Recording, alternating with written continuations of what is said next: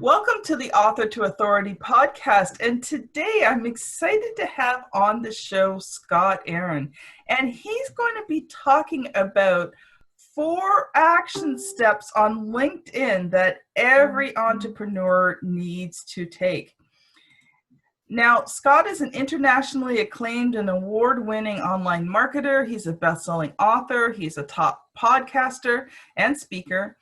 And he is the go-to specialist when it comes to converting traffic, establishing connections, and creating residual income using LinkedIn and building your personal brand. He's fully immersed himself in learning LinkedIn and social media strategies. And Scott really quickly gained traction as a leader in generating big results for other entrepreneurs, online business owners, and business coaches.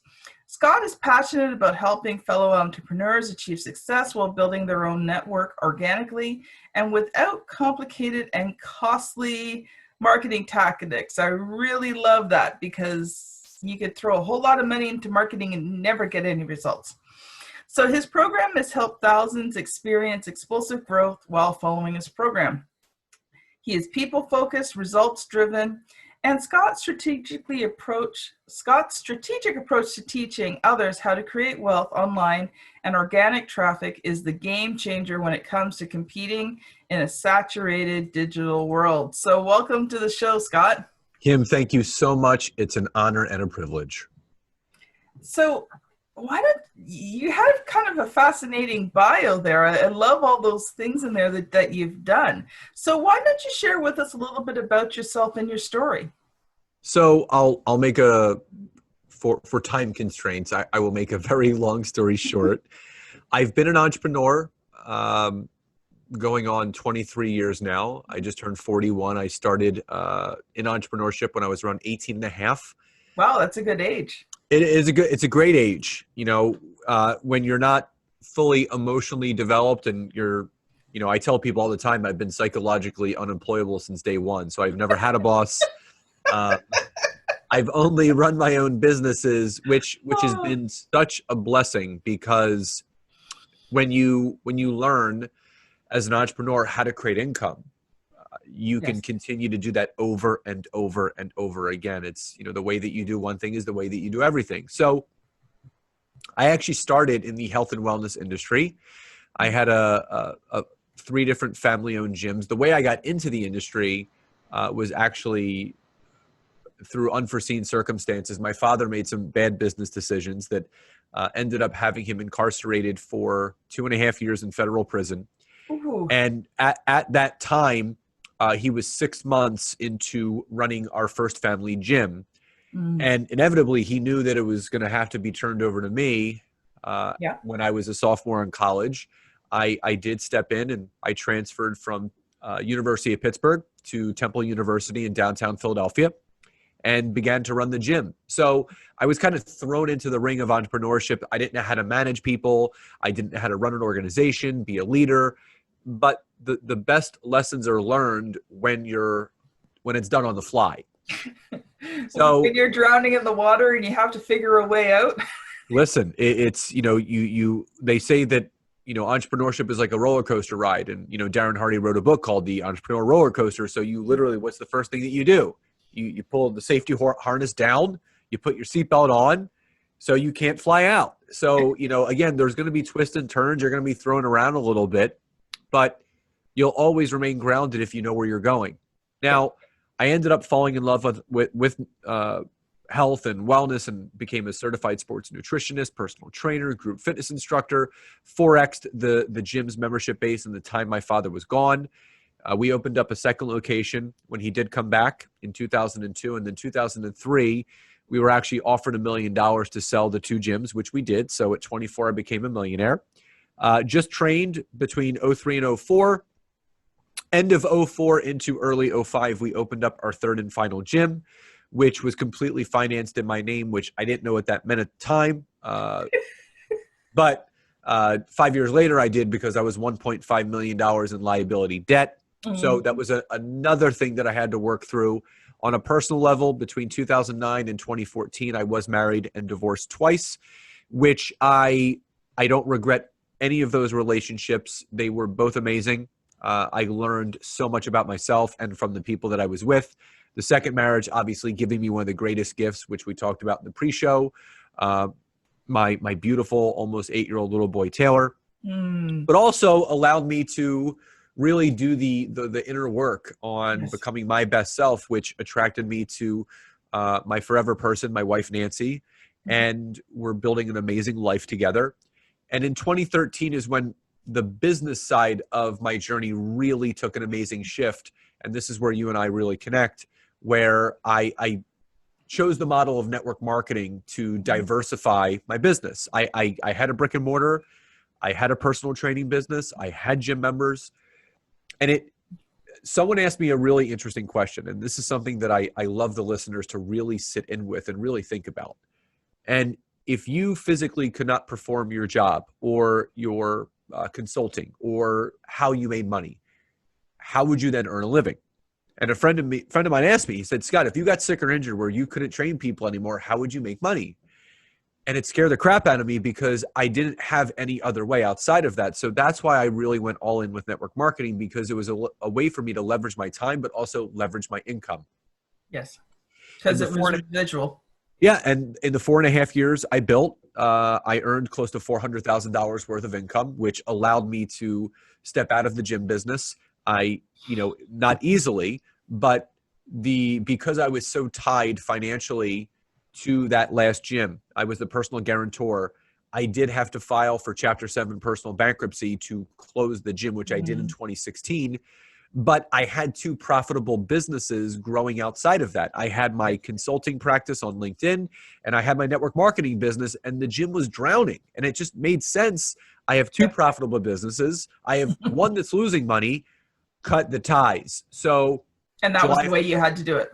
Yeah, I mean, it was the only way that I would be able to stop living my father's dream and start building my own life. So July 1st of 2016, filed for bankruptcy, and July 30th closed the gym, and I haven't looked back since. And I don't regret anything of my journey. It's been amazing. And that's when I really stepped into really understanding LinkedIn and the keys to growing any business. And there's 4 keys. Yeah. And that's generating leads, which create conversations, which lead to conversions in your business, which creates revenue. And I said, where can I go to streamline that process as quickly and efficiently as possible? And that's when I was turned on to LinkedIn, launched my coaching practice in February of 2016, and I haven't looked back since.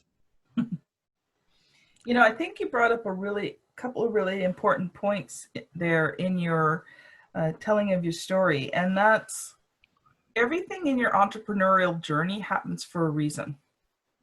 Some things are good, some things are bad, but everything that happens creates the person that you are now. My entrepreneurial journey, I spent many, many years in network marketing. And in fact, I spent the first 12 years failing in network marketing. Thankfully my husband had a job, so we were not living out on the streets. But that was a journey for me. And there was lessons I learned in that 12 years that prepared me for the next stage when I finally got the training and mentoring I need to really start taking my network marketing business forward.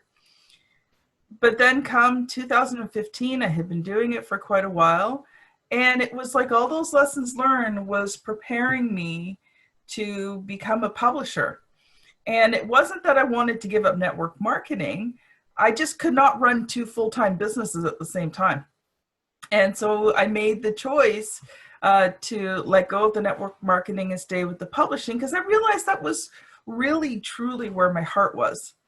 But all of those lessons that I learned over all of those years brought me to this place where I am now. And I think that's important as entrepreneurs is sometimes we go through rough times in business. Sometimes unexpected things happen. But all of those things grow you into a person who can grow an even bigger business. Yeah, I couldn't turn a blind eye to what I was doing. Mm-hmm. Some of the greatest businesses, Kim, and you know this, some of the best businesses are created when they solve a problem that a lot of people have. Yes. So for me, I never had a problem generating leads in network marketing. I never had a problem closing sales or enrolling people. I built an organization of 5,000 people. So I knew how to build a team, but most people don't. No, they don't. And I found that most people struggled with duplication. They struggled with talking about the business without sounding salesy, pitchy, or, used car salesman type-ish, where they're, walking down the street with a trench coat. And they're like, you want some? You want some? You want some? So I wanted to take the ickiness out of it. And what I realized when I sat down and I added up between my consulting practice and my nutritional counseling and my personal training, in the last 23 years, I've logged close to 65,000 hours of one-on-one time with people. Wow. So you hear the 10-year, 10,000 hour habit. My zone of genius is creating human connection, trust, and rapport with other individuals. That's what I'm best at doing. So am I good at sales? Yes. Am I very, very skilled at building brands? Yes. Do I understand how to leverage social media to build a business and a brand? Absolutely. But the core foundation of what makes all of those three other things work is my ability to connect with someone, whether it's online or it's offline. And that's something that absolutely can be taught. We all have that innately inside of us. Yes. You just have to get out of your own way and start carving your own path to truly achieve what you really want to achieve in life and in business. And I think that comes down to a couple of different things. First of all, you have to be your authentic self. That was something I learned. It's one of the reasons why I struggled for so long, because I had people telling me that I needed to be something that was opposite to who I was at my core. People were teaching me to be aggressive, to be that slimy salesperson, to push, and that wasn't who I was. For me, it was always about relationships. And so I was at odds with myself because, these experts, these mentors are telling me one thing, and yet, inside I'm going, but that's not me. And I would try it and I would fail miserably because I'm just way too nice. But once I learned that I could be me, I could be authentic, I could develop relationships and grow a business, that's when things flourished. Well, it's freeing. It is. When you can be yourself. Yeah. And, for me, and pardon my French, it's the East Coast in me. I'm just tired of the bullshit that I see people putting out there. Yes. All these quote unquote influencers and thought leaders and coaches. Like, come on. It's just regurgitation. You're hearing it from someone. Everyone makes all these promises and this is how you do this. Everyone's looking to grow the biggest network. They're looking to, have the best program, and everybody wants to be a coach nowadays. But you got to understand, you can't just take a course to learn how to be a coach. Yeah. Never haven't done it before. And then all of a sudden you're going to start charging $10,000 to $20,000 to coach people. I earned my degree in coaching because that's all I've done my entire career. Yeah. To teach what I teach, you can't learn at university. You can't learn in a college. You got to learn it on your own. And I said this, I gave a keynote last year in California, and it was at a high-level mastermind. And I said, what you guys need to realize is the best certification that any one person can get is called going through life. Because when you can progress through life and you can come out on the other end better than when you first started on that journey, congratulations, because you have just created a certification program that allows you to take other people through the journey that you just went on so they can better themselves. Well, you talked about the courses there, and I can't tell you how many thousands of dollars I had spent over the years on network marketing courses. And they were great. except they never taught you how to do it. It was all theory. And they never really taught you how to make that connection. How do you have a genuine sales conversation? I was good at having conversations. I just did not know how to then transition that into a sales conversation. And, you know, when I decided to write my network marketing books, and yes, you can find them on Amazon. I don't promote them, but they are there under Kim Thompson Pinder. I made sure my books were a lot of how-to, a little bit of theory and a lot. One of the favorite books I wrote, and we're actually going to be talking about your book too, but one of the favorite books I wrote was how to sell $10,795 a year in MLM. And I broke it down into a simple formula that anybody could use. And it's simply this. If you take the number of customers times how much they spend on average, and how many times a year they purchase, if you change any of those numbers, you increase your results. So you might not have to increase your customer base, but if you can increase how much you sell to them each time and how many times a year, you can double and triple your income. And so, you know, I love it how you put it that, you know, you really get down to the nitty-gritty of how to do these things. So we're actually going to transition now, because I know you mentioned the 4 steps, but I'm going to give you an opportunity there to really go into them further in depth for the audience.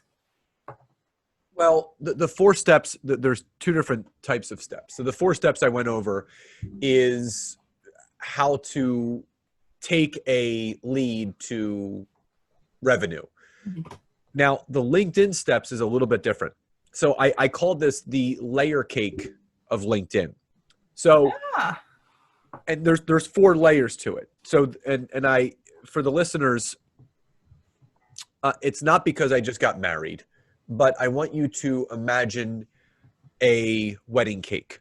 So a wedding cake, you have the big tier at the bottom, the base, and then you have a medium tier, you have a smaller tier, and then you have the happy couple on the top.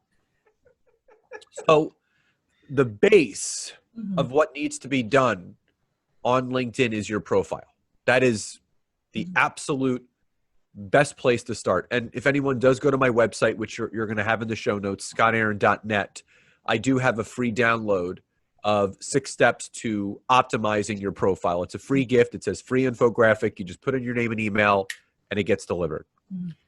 And why is the profile so important? Well, number one, when Microsoft bought LinkedIn out, they embedded search engine optimization, or SEO. So this is how you show up in searches, whether it's Google, Yahoo, Bing, but most importantly, LinkedIn, because people are now using LinkedIn just like a search engine.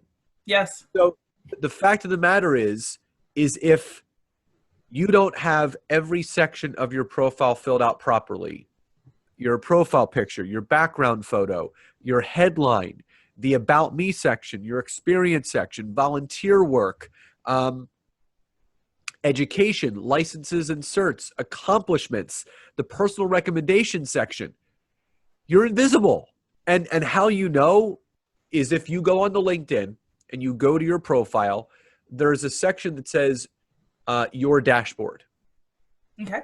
And on your dashboard, it's broken into 3 sections. The far left side is how many searches you've appeared in, how many people viewed your last post if you've made one, and how many people have visited your profile, which is just like a website visit. Yes. If those numbers are scarily low, you're invisible. So the first step is optimizing that profile. Step 2 is building your ideal network. So as you're listening to this, I want you to grab a piece of paper and something to write with. If you're driving, keep your hands on the wheel and the eyes on the road. You can do this later. And what I want you to do is I want you to write down on that piece of paper the ideal client that you want to connect with.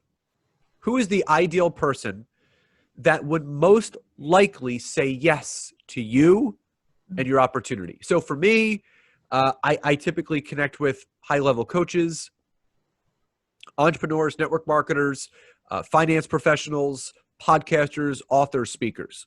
Those are the variables and the people that avatar-wise I best connect with. So just write down a couple different, professions or job titles. Now, if you've written anything down on that piece of paper, you have found the network that you need to create. Yes. LinkedIn allows you to use the search engine to specifically search for those individuals, those people, those job titles, because you're allowed 30,000 connections on LinkedIn. Mm-hmm. I've grown my network from 500 to close to 28,000 in 3.5 years. Nice. So your network is always in correlation to your net worth. So as your network grows, your net worth will grow with it. But the other thing is that it's got the perfect age demographic, 30 to 55, and also income. The average income that someone makes on LinkedIn is $100,000 a year or more. Compare that to Facebook and Instagram, it's $30,000 a year or less. So when you realize that the people that you need to be talking to are waiting for you, you just have to learn how to reach out to them, which brings me to my third layer, messaging. This is where typically the wheels come off. Yep. This is where people completely drop the ball. And this is where people really don't understand how to actually message individuals. This is where people get thrown off. And if anyone has spent any time on LinkedIn, you probably have also been victimized by those people that have sent those 18-paragraph long drunkalogs trying to sell you and trying to pitch you. I created something called the magic formula. It's a 3-step process to genuinely messaging anyone, and it's going to get a high response rate. Step 1, you mention the person's name.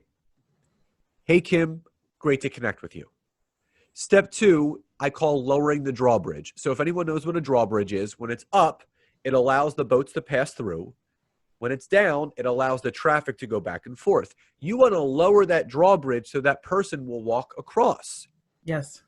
So you bridge the gap. Hey, Kim, great to connect with you. I noticed that you were also a fellow author, as am I. Would love to hear about the books that you've written, share more about mine to see how we can best support each other here on the platform. Now, I've done 2 things there. Number 1, I've lowered the drawbridge because now Kim is reading this message and she's going to say, oh, I'm an author. Scott's an author. That's why he's reaching out. The second thing I did is I used one of the most important words in the English language, support. Yes. It has been scientifically proven that when someone hears the word support, it triggers the brain to produce a chemical called oxytocin, which is the feel-good brain chemical. It's much like connection chemical. Correct. Much like cortisol is our stress hormone, endorphins, dopamine, serotonin. It's actually also the hormone that goes through a woman's body right after she gives birth.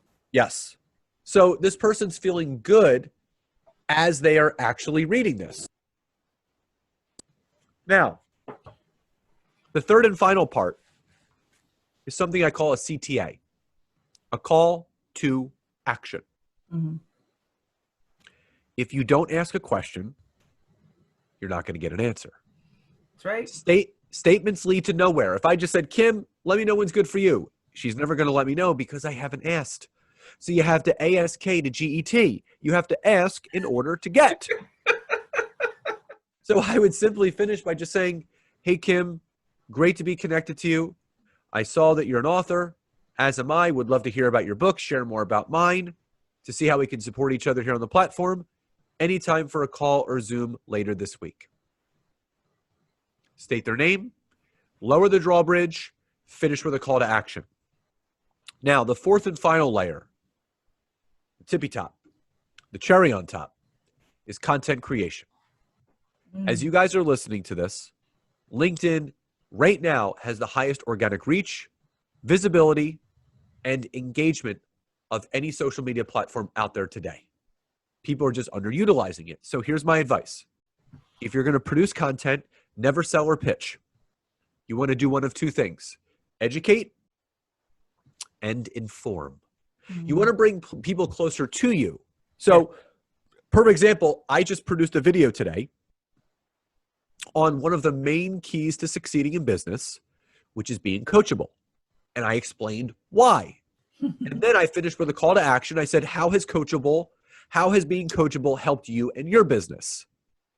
So when you educate and inform your audience, talking about things that they need to hear, that they want to hear, not about what you want to say. And again, I don't care if it's a video, if it's an article, a post, or a discussion in a group, just produce one piece of content a day that is leaving your audience better. So I call this the push-pull method. The push is you genuinely reaching out to new connections with obviously the magic formula. The pull is you producing such thought-provoking and authoritative figure content that you're slowly drawing people closer to you.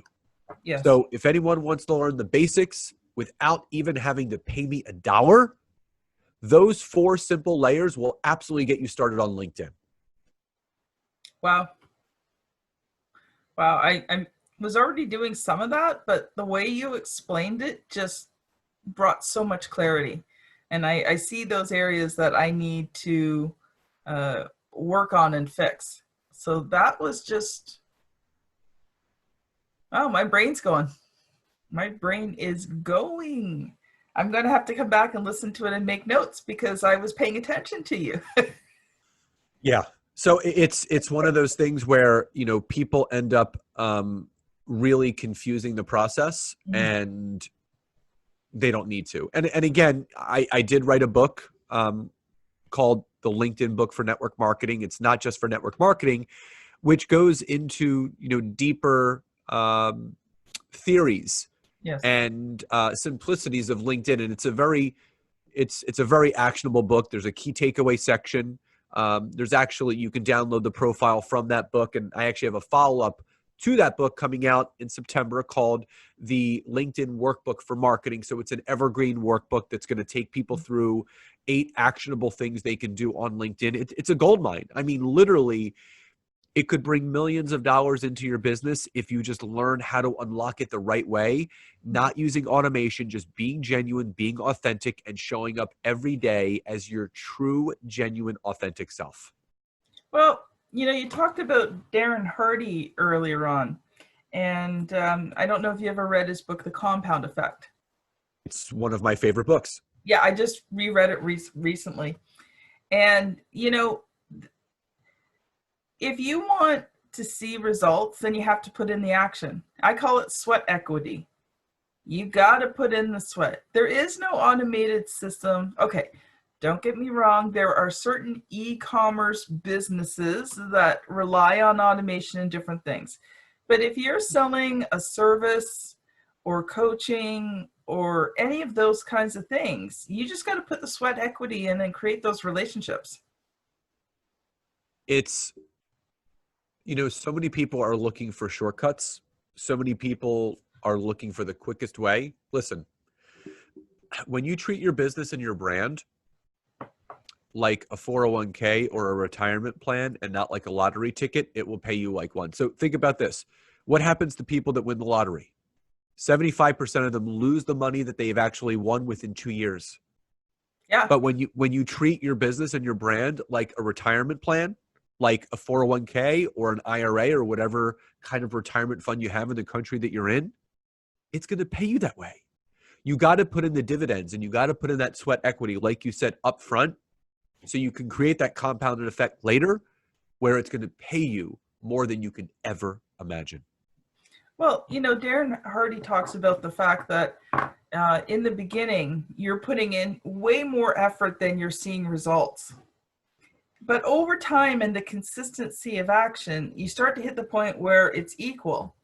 But then when momentum kicks in, see, that's when you've hit that point when you've put in so much action that there's so much harvest. You've planted so much seed that there's so much harvest coming back to you that you actually, you're putting in the same amount of effort, but now your results are like skyrocketed. But you got to pay the price. Be a farmer and not a hunter. And that's So I have seeds that are sprouting now that I planted a year ago. Yeah. So the person who plants the most seeds, talks to the most people, Mhm. offers the most value is always going to win. Hands down, 100% of the time. Well, that's how you become an authority. And if you want to learn how to be one, you just got to show up every single day and Yeah.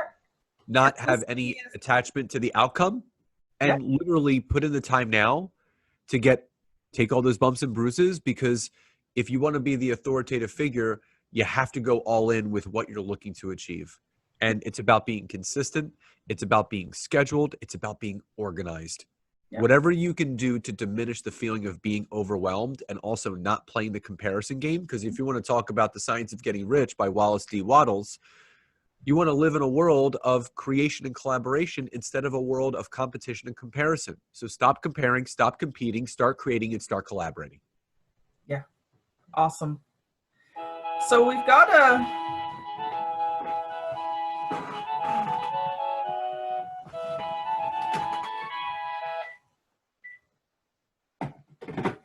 okay, the joys of working from home and you forget to take the phone off of the hook.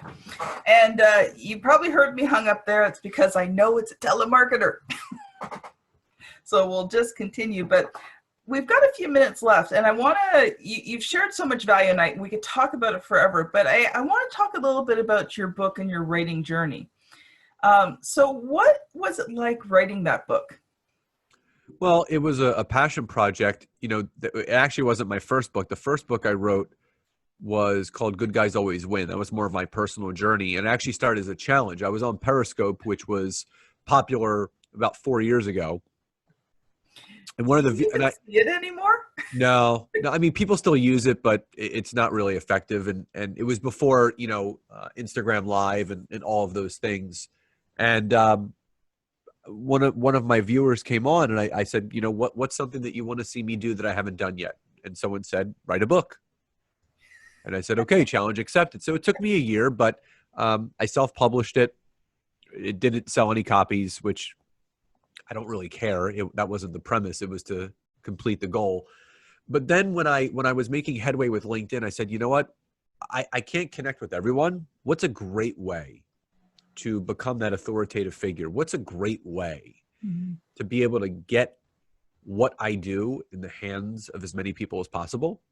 And that was writing a book. So I partnered with a good friend of mine, Brian Wright, who helped me write the book and outline it and strategically put it into chapter form. And we actually took some video content from some interviews and we put them in as discussions, some case studies, testimonials. I mean, it was just beautifully done. It hit #1 bestseller. Nice. And thank you. And it still sells to this day. It's been out since February of 2019. Still sells an average of 80 to 100 copies every single month. And Wow. yeah, so it's gotten me speaking gig. It's allowed me to pick up more clients, and it still floats between the top 25 to top 50 in the network marketing category on Amazon at any given time. And it really solidified. I wanted to be able to lock all doors and windows to say, you know what? Yes, I am the authoritative figure for entrepreneurs and network marketers and business coaches to teach LinkedIn to other people. And I was able to patent my program, trademark, license, copyright it. So I wanted to do all of those things, not to compete with anyone else, but no, I've done the work. I had to go first. I succeeded on my own. And it got picked up by Audible, which I was really grateful for. So people can now listen to the book. It's not my voice. I know I have a good speaking voice, but the interviews is men and a man and a woman. So I had to hire a vocal person to go, and actually 2 people, a man and a woman, to do the interviews. So it was beautifully done. So it's really helped me. Anyone that wants to really step into that authoritative figure, there's 3 things that every single person in business should have. #1, a website. #2, a podcast. And #3, a book. If you have a solid website, if you have an informative podcast where you're providing value-added content every single week, as I do twice a week, and you have a book, you have something to build an entire business around. And that's my best suggestion for people. Yeah. The trifecta of authority marketing. Wow, that's cool. I just came up with that. I'm gonna have to write that down. I think it's great. I mean, it's the truth. And there's a lot of people that are listening to this. They're like, oh, I don't deserve to have a book, or I have nothing to say on a podcast. That's a story. Everyone wrote a first book. Everyone has released a first episode of their podcast. Yeah. So you have to start somewhere. Well, my first guest podcast, because I recorded one telling my story, was with Bob Berg, the co-author of The Go-Giver. I probably should have waited till I had a little bit more experience interviewing before I did that one. Well, listen, you can always go back and you can do a part 2. Yes, that's very true. And I probably will contact Bob to do that. But it was just kind of one of those things. I was almost like, I'm interviewing Bob Berg. I was kind of like, and then I'd start and I'm like, I can't remember what question I was going to ask him. Well, listen, it's one of those things where it's always failing forward, and they're all lessons. And yes, they set up everything else for the success that we're going to inevitably have. Well, Bob was really good. He'd been interviewed so many times before. He just kind of stepped in and made it look incredibly seamless. That's what professionals do. Yeah. So how could people contact you, Scott? You gave your website there, but what are some other ways people can get a hold of you? Yeah, my website is mentioned, or I'm very omnipresent on social media. So on Facebook and LinkedIn, just search Scott Aaron. It's 2 T's and 2 A's. Or on Instagram, if you happen to be on that platform, my handle is @ScottAaronLinkedIn. Nice. Well, thank you so much. This has been Scott Aaron and Kim Thompson-Pinder on the Author to Authority podcast. Thank you so much for listening, and we will see you on the very next episode. Bye now.